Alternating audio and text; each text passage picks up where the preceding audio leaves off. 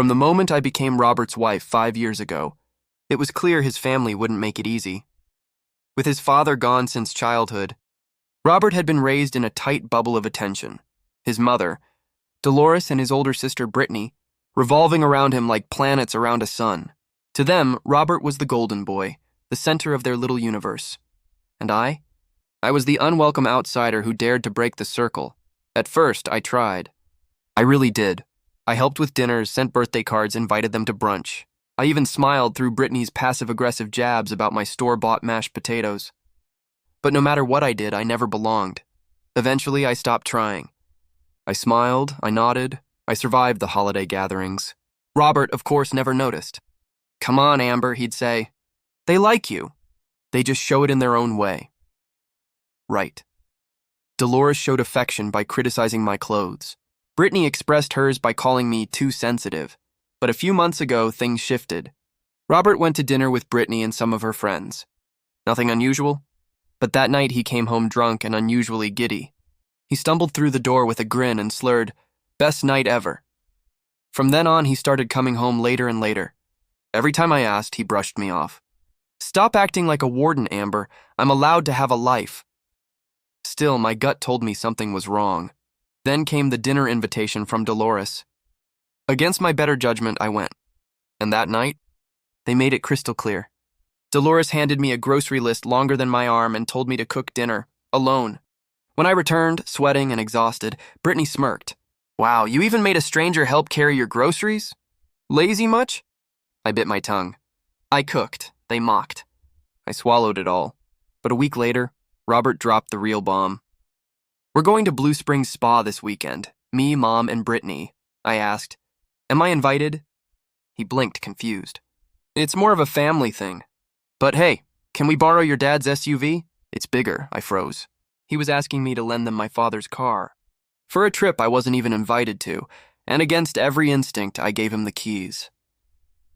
They left Thursday morning. I stayed home, cold, alone. But when they returned Sunday night, laughing as if nothing had happened, I knew something was off. The next morning, I returned the SUV myself. When I handed the keys to my dad, he smiled. "You didn't have to rush back." "How was the spa?" I stared at him. "I didn't go. They left me at home. They took your car without me." His face dropped.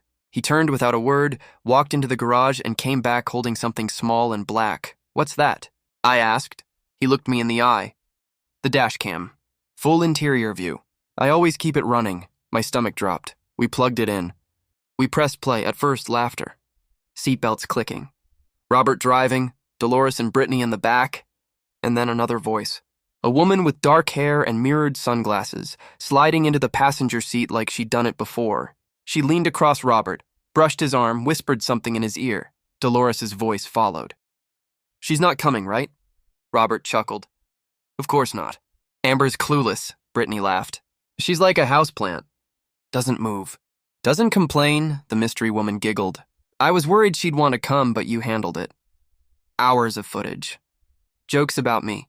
Cruel impressions of me. And then, the parking lot. Robert and the woman alone in the SUV, whispering, laughing, his hand on her thigh, his lips on her neck. My heart shattered. My father's face hardened. "She's his mistress." He brought her along and in my car. "While you stayed home," he shut the laptop. "We're going over there," and we did.